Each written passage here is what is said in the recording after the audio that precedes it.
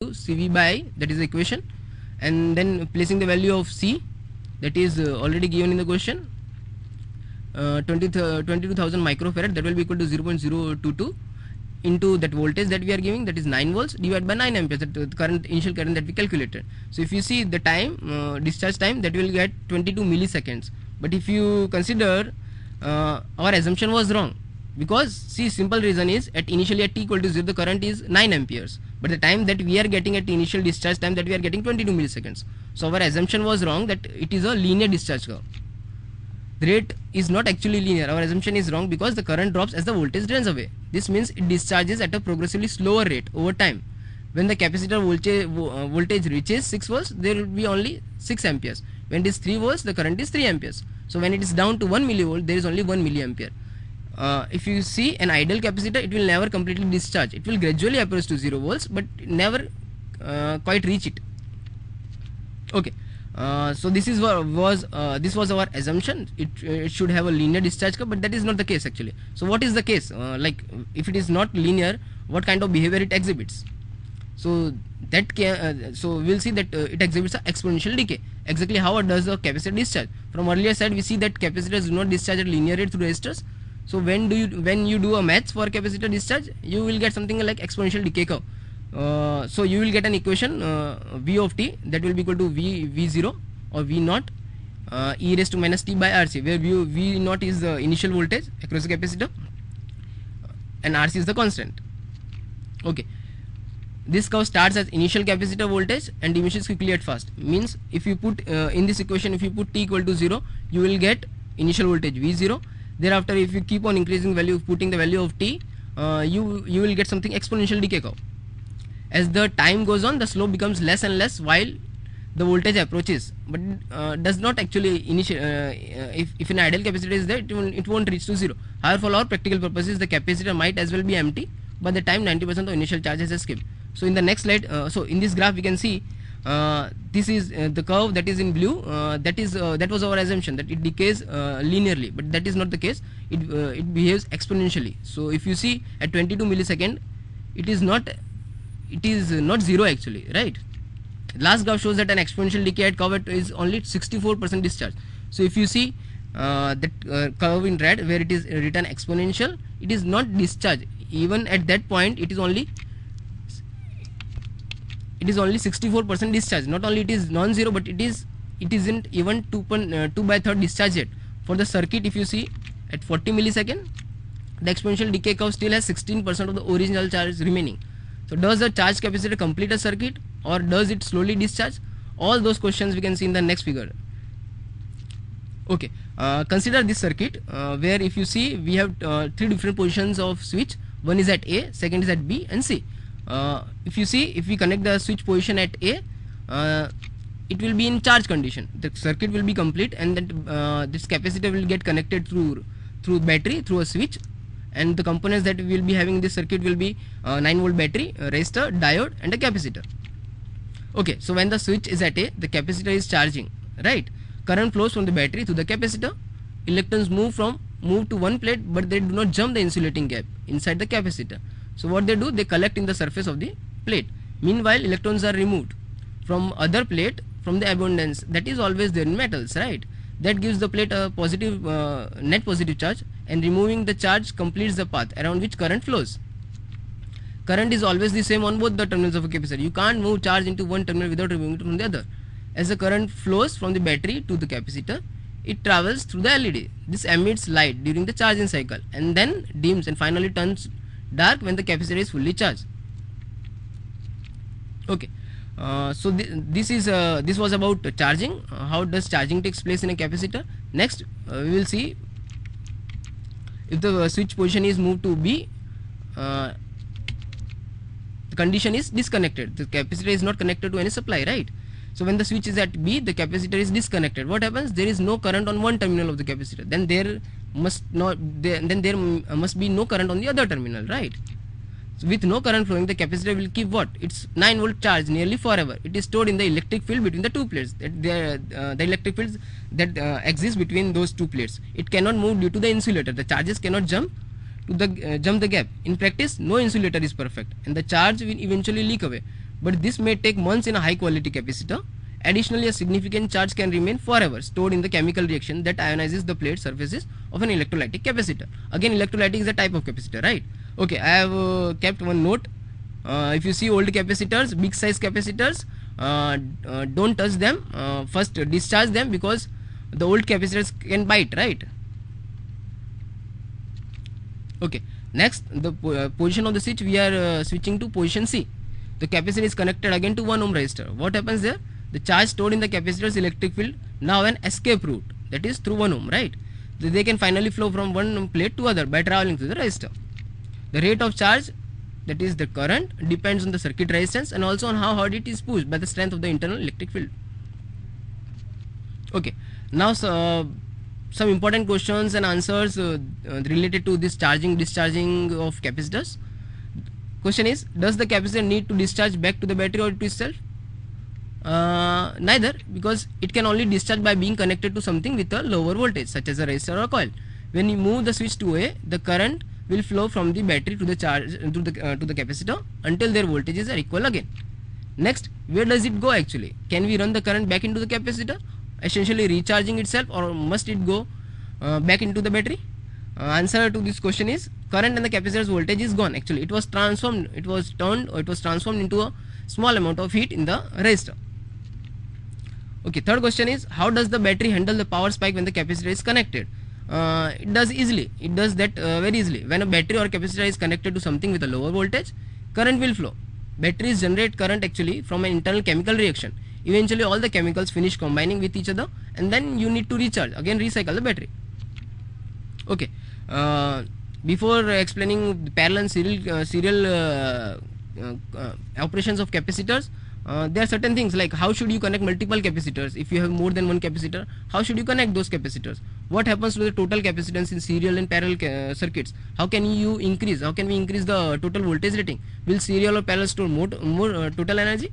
All these questions can be solved or can be answered with the help of series and parallel combination of capacitors. Okay, so this is about parallel capacitors. If you see, there is a battery, and then there are multiple capacitors connected in a parallel form, right? So what will happen? The total capacitance will be, C total will be equal to C1, that is first one, then plus capacitor that is connected in second in the parallel form, C2. If we take a nth number of capacitors, so the total capacitance will be C1 plus C2 up to Cn, right? If you multiply this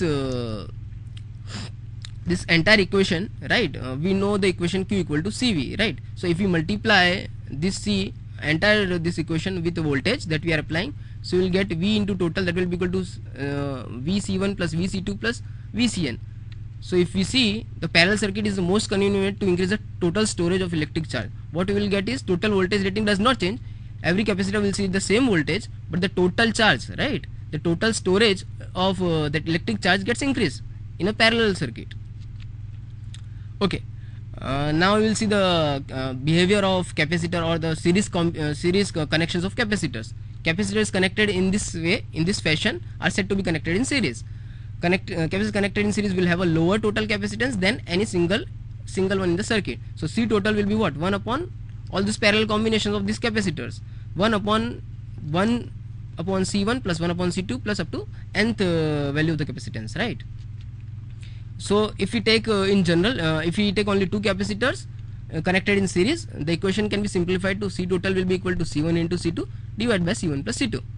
If you see, this circuit offers a high total voltage rating. The voltage drop across each capacitor adds up to the total applied voltage. So before going directly to these types of capacitor and all those things, we will look one or two examples actually. Okay, there is one example where we have to solve. The circuit is given. Calculate the equivalent capacitance between the points A and B. If you see the circuit, there are three capacitors totally. Two are in parallel, C1 and C2, and then those this combination of C1 and C2 is in series with C3. Okay, so what we have to do is we have to calculate the capacitance, equivalent capacitance between the points A and B. How to solve it? Using those series and parallel concepts actually. So if you see, C1 and C2 are in parallel, right? C1 and C2 are in parallel. So those the equivalence of this term will be, we are denoting by C12, that will be equal to C1 plus C2. so we'll get the parallel combination of C1 and C2 we will get as 3C. Now if you see C12, that is the parallel combination of C1 and C2, that is in series with the third capacitor, that is C3. So by the series operation of capacitor we will get C equivalent as 1 upon C equivalent, with that will be equal to 1 upon C12 plus 1 upon C3. So values are given, so in this way we can find C equivalent equal to 3C by 4, right? Okay, next try to solve this question.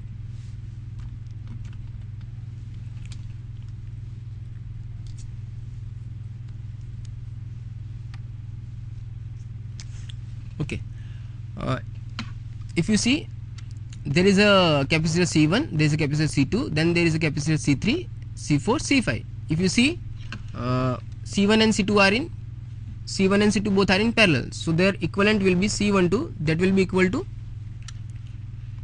C1 plus C2. So that will be getting as 3 microfarad plus 3 microfarad. So we will get 6 microfarad, right? Okay, now again if we see, C3 and C4 are again in parallel combination, so we will get C34, that is the equivalent capacitance, we will get C3 plus C4. So what we will get is again 3 microfarad plus 3 microfarad, so we will get again 6 microfarad. Now if you see, this combination of C1 to C34, they are in series, so the equivalence of this capacitance C12 and C34 we will get as 1 upon, I can denote is at 1, 2, 3, 4, that will get we are going to get as 1 upon C12 plus 1 upon C34. So what we will be getting is 1 upon 6 plus 1 upon 6, so we will get 2 by 6, that is again 1 by 3 microfarad. Therefore we will get C1234, that will be equal to 3 microfarad, right? Okay, now if you see this equivalent capacitance C1234 again is in series with C5. So again solving in the same fashion we will get as C1234 is the equivalent capacitance of this entire combination of capacitance, that we will get as 1 upon C1234 plus 1 upon C5. So we will get as 1 upon 3 plus 1 upon 3. So we will get 2 by 3, right?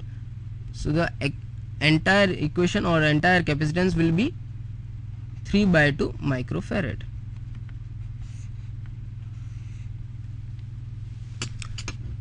So I think this series and parallel combination would help you in solving this kind of sums, right? This kind of circuits. Again, if you see, this is a circuit where C1 and C2 are in parallel. So C1 and C2 both will add up, right? Directly we can add C1 and C2. And next, same combination C3 and C4 are in parallel, so we can directly add C3 plus C4. This combination of C1, C2 and C3 are again in series. So solving with the help of series operation of capacitors, will get the value as 3 microfarad, and then again this combination of C1, C2, C3, C4 is again in series with C5. So again using the concept of series operation of capacitors, finally the CT equivalent we will get as 2 by 3, right? 2 by 3 microfarad. So this is the final answer, 2 by 3 microfarad. Okay, now we will try to solve the next question. Okay,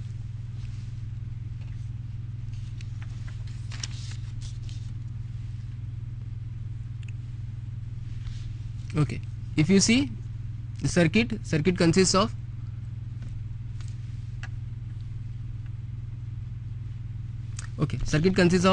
capacitor C1. Again there is a parallel combination of C2, C3, that is again in series with C4.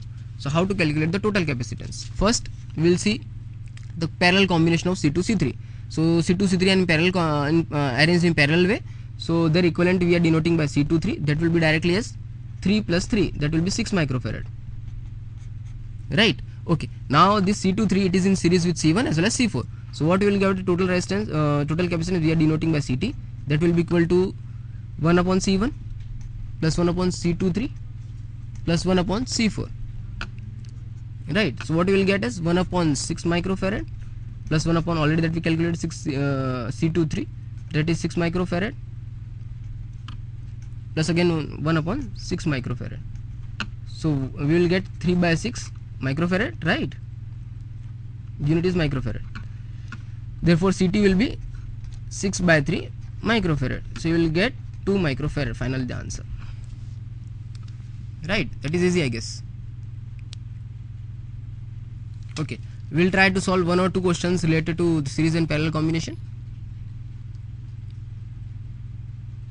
Okay, again consider the next circuit. If you see the circuit, circuit comprises of C1, C2, C3, C4 and C5. If you see C1, C2, C3 are in series combination, and this entire C1, C2, C3, that those are connected in series fashion, are in parallel with C4, right? So how to solve it?